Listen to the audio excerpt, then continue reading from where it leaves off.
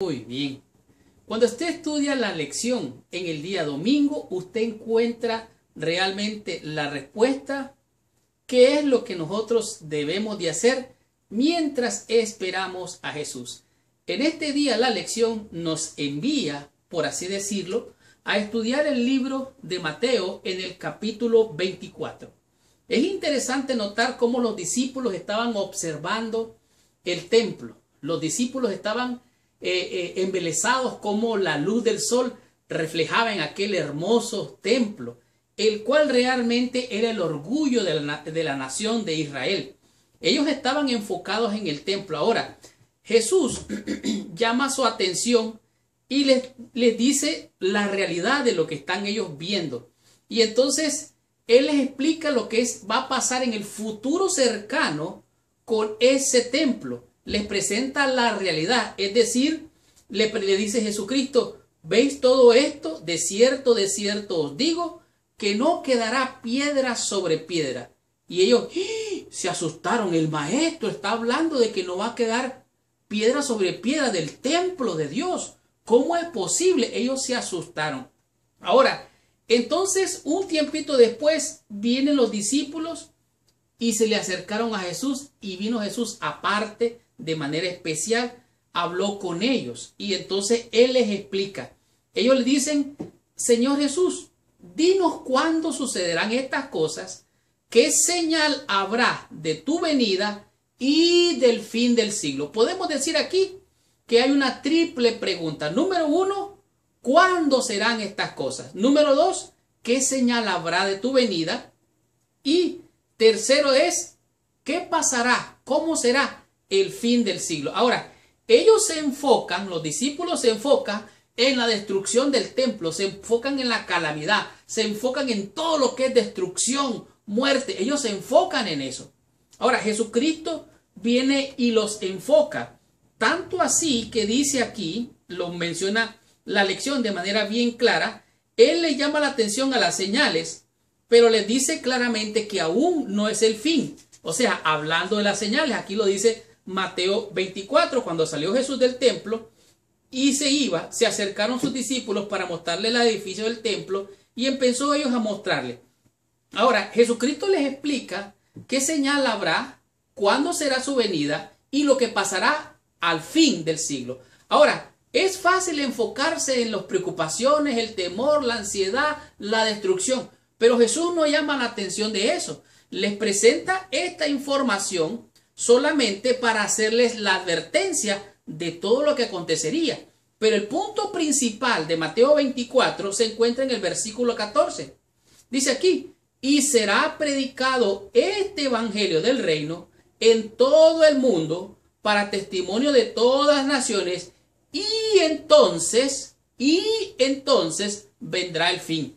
Entonces, ¿qué viene primero? ¿El fin o viene la predicación por testimonio? Yo no sé en qué estás enfocado tú, pero hay gente que está enfocado en cualquier cosa y no en la misión. Ellos no tienen visión. Ellos están como los discípulos, maravillados con lo que va a pasar en la destrucción. Tanto así, entonces, aquí le presenta a Jesús cuándo, qué señal de la segunda venida y cuándo será el fin. La respuesta directa en el versículo 14 dice: y será predicado este evangelio del reino en todo el mundo para testimonio a todas las naciones, y entonces vendrá el fin. Dice aquí, Jesús también dice cómo hemos de esperar en el fin del mundo. Oiga bien, aquí también la lección lo menciona. Es decir, no nos quedaremos sentados esperando su venida, como nos sentaremos a esperar en un ómnibus. No se nos ha dado mucho para hacer mientras esperamos al Señor. O sea, mientras el Señor viene, usted tiene una obra que hacer. Yo tengo una obra que hacer. Tenemos una misión que cumplir. Si usted tiene la visión de la segunda venida, usted tiene aquí una misión que cumplir. Es cierto, habrá muertes, terremotos, destrucción, enfermedades. Son principios de dolores. Ese no es el punto. El punto es la segunda venida de Jesucristo y el evangelio. Hasta que se predique el evangelio por testimonio, no hay ningún fin. Y el fin que viene es del pecado. El fin que viene es de todas las cosas malas que hay, porque habrá un nuevo comienzo. Así es que ¿qué debemos de hacer mientras esperamos a Jesús? Jesucristo aquí menciona dos parábolas. Dice Jesucristo, pero el día y la hora nadie lo sabe. Mateo 24, 36, si no me equivoco. Así es que el día de la hora nadie lo sabe. Pero dice Jesucristo, el reino de los cielos es semejante a 10 vírgenes. 10 vírgenes, sí. 10 vírgenes representa a las iglesias en el mundo entero, a la iglesia en su general.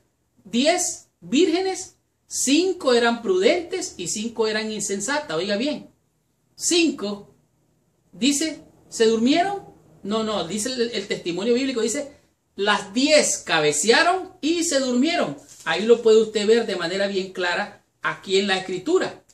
Ahora, es interesante notar que estas vírgenes, 10 vírgenes, 5 de ellas eran prudentes, 5 de ellas eran insensatas. Ahora, las prudentes y las insensatas estaban esperando a su Señor, pero todas, oiga bien, las 10 completas, cabecearon y se durmieron. Pero 5 de ellas eran prudentes y tenían el aceite, tenían la unción, tenían el Espíritu Santo. Y 5 de ellas, aunque estaban esperando, no tenían unción, no tenían el aceite. Por lo tanto, el Señor tardó. Eso es lo que dice la parábola. O sea, que tomó tiempo para regresar. Las 5 insensatas se durmieron igual que las otras sensatas. A estas no tenían aceite. Me impresiona grandemente cuando el Señor viene y se despiertan. Las 10 se despiertan. O sea, la venida despierta a las 10. Entonces, vienen las insensatas y le dicen a las prudentes, danos de vuestro aceite, danos de vuestro aceite. Me impacta grandemente lo que dicen las prudentes. Versículo 9 de capítulo 25. Mas las prudentes respondieron diciendo, para que no nos falte a nosotras y a vosotras, id más bien a los que venden y comprad para vosotras mismas. Ya no había tiempo de recibir la unción del Espíritu Santo, el aceite para tener la lámpara encendida. Ya no había tiempo. Pero el reino de los cielos también es semejante a un hombre que se fue lejos, dice. Se fue lejos y le dio a sus siervos, le dio la parábola de los talentos, como aquí lo dice la Escritura, Mateo 25. Se fue y le dio a uno, le dio 5 talentos, a otro le dio 2 talentos y a otro le dio 1. O sea, yo no sé cuántos talentos el Señor te ha dado a ti. Yo no sé si te ha dado 5, te ha dado 2 o te ha dado 1. Lo importante aquí no es la cantidad, sino que estos que recibieron 2 y el que recibió 5, tomaron el riesgo y negociaron con ellos. Pero uno que tenía 1 talento, dice, tuvo miedo, no quiso tomar riesgo y lo enterró. No negoció. Pero después de mucho tiempo, versículo 19, dice, el Señor de aquellos siervos y arregló cuenta con ellos. Y entonces empieza a pedirle cuenta sobre los talentos que le dio. Y uno le dijo, bueno Señor, mira, 5 talentos me diste, fui a negociar con ellos, aquí tienes 10. Y el otro que recibió 2 le dijo, mira Señor, 2 talentos me diste, fui, los negocié y aquí tengo 4. Y el que tenía 1 dijo, ¡ay Señor, tuve miedo! Yo solo sabía cantar, yo solo sabía leer la Biblia, yo solo sabía orar y solo tenía 1 talento. Yo no sé qué talento tienes tú. El asunto aquí es que dice su Señor, le dijo, bien, buen siervo y fiel, sobre poco has sido fiel, sobre mucho te pondré, entra en el gozo de tu Señor. En otras palabras, lo que Dios nos ha dado, nos lo ha dado como talentos para servir, para ayudar a otros, para bendecir a otros. Tanto así que dice aquí mismo la parábola que pasó algo interesante. Hay gente que está diciendo, Señor, Señor, en tu nombre hicimos milagros. Señor, Señor, en tu nombre. Y el Señor le dice, miren, apartaos de mí, malditos. No os conozco, hacedores de maldad. Lo mismo le dijo a las vírgenes prudentes, a las insensatas. Le dijo, no las conozco. No tenían el Espíritu Santo. De tal manera, dice aquí, Jesús aquí nos exhorta la manera en que sus discípulos y seguidores esperan su regreso durante este periodo. Sus discípulos mostraban amor, interés, respeto. O sea, están ayudando a los enfermos, ayudando a los que están en las cárceles, ayudando a los necesitados. Están activamente esperando a su Señor. De tal manera que mientras esperamos al Señor Jesús, tenemos que estar enfocados en la misión, tenemos que saber que va a ser predicado el evangelio, pero tenemos que estar haciendo obras de beneficio y de bendición para toda la sociedad. Mientras esperan, estarán alerta, se preparan de antemano y serán responsables por su propia condición espiritual.